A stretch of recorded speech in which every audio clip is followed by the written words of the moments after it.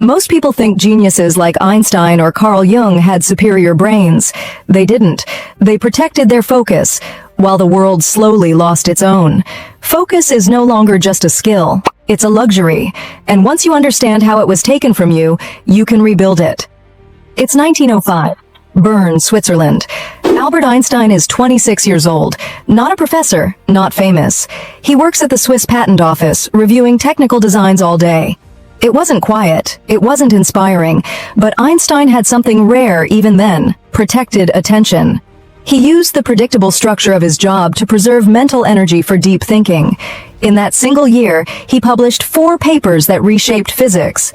Einstein didn't have more time. He had less attention residue. He could move between tasks without letting interruptions fracture his thinking. Why focus feels impossible today. Your brain did not evolve for notifications. Every time your phone buzzes, dopamine spikes artificially. But the real cost is invisible. Research from the University of California, Irvine, shows that following an interruption, it can take around 23 minutes for most people to return to their task and regain deep focus. If you check your phone every 20 minutes, you never actually reach deep focus at all. Neuroscientists call this switching cost, a tax on attention. MRI studies show that rapid task switching leads to decision saturation. Your working memory overloads, and your prefrontal cortex loses control. You don't feel stupid, you feel busy. But biologically, your thinking becomes shallow. If you feel like you've lost the ability to think deeply, it's not a personal failure. It's a predictable outcome. To reverse it, you don't need motivation. You need rules. The 6 rules of deep focus. Rule 1. Strategic problem selection. Most people obsess over how to focus. They almost never ask what deserves focus. This is the core idea behind Deep Work by Cal Newport. Depth isn't about effort, it's about leverage. Your brain cannot separate the quality of your attention from the quality of the problem. Applying deep focus to low-value tasks leaves you drained, not fulfilled. That exhaustion isn't proof of productivity, it's cognitive erosion. Focus practice. Before every session, define one worthy problem. Ask, if I solve this, does it make everything else easier or irrelevant? Focus is expensive. Spend it where it compounds. Rule 2. Cognitive offloading. Unfinished tasks don't disappear. They follow you. Neuroscientists call them open loops. Your brain treats each one as an unresolved threat and keeps it active in the background. This mechanism is highlighted in Stolen Focus by Johann Hari. Attention is often lost before work even begins. When your mind holds 10 invisible reminders, deep thinking never gets full access. Focus practice. Before deep work, write everything down. Messages, tasks, worries, I should thoughts. Not to solve them, to park them. A written list signals to your brain, this is safe, you can release it. Rule 3. Boredom tolerance. Focus does not begin with clarity, it begins with discomfort. At the start of any deep task, your brain experiences dopamine withdrawal, a sudden drop from constant stimulation. Restlessness is not failure, it's the doorway.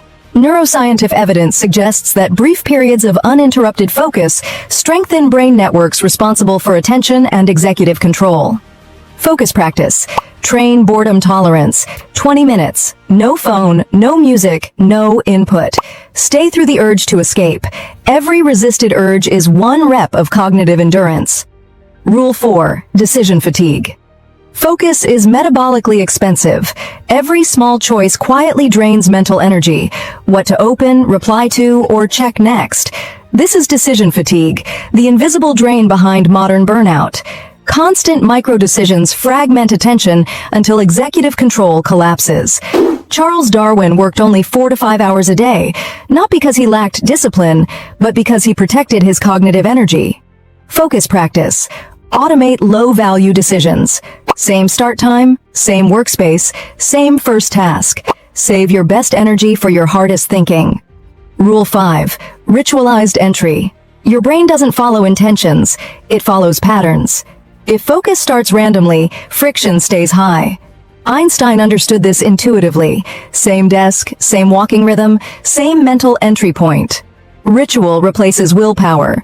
Professionals don't wait to feel focused, they enter focus through cues. Focus practice. Create a 60-second entry ritual. One repeated action that signals, now we go deep. Make focus automatic. Rule 6. The focus environment. Carl Jung understood something most people miss. To write his most profound work, he retreated to Bollingen, a stone tower with no electricity or running water, not to escape the world, but to hear his own mind. Jung famously said, "Silence is the place where great thoughts are caught." As Johann Hari explains in Stolen Focus, our environments shape attention just as much as our habits. Attention is contagious, so is distraction. If everyone around you fragments their attention, your brain will mirror that chaos. Focus practice. Design your environment deliberately. Reduce exposure to distracted peers. Create physical or social distance from noise. Find at least one person with a similar focus rhythm. Depth does not survive in hostile environments. In a world optimized for shallow consumption, depth is power. Protect yours. If you care about learning, focus, and long-term growth, I'd be glad to have you here. Subscribe, and let's grow better thinking together.